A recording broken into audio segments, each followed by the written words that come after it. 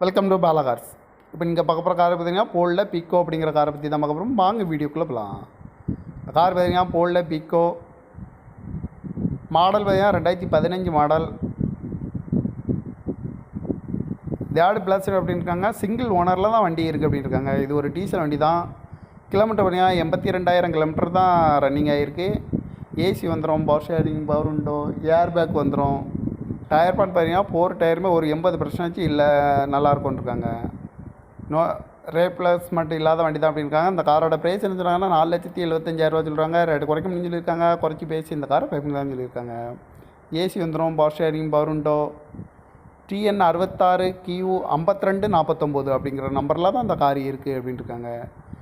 Owner பார்த்தீங்கன்னா single ஓனரில் தான் இந்த வண்டி வந்துடும். டீசல் வண்டி தான் அப்படின்னு இருக்காங்க.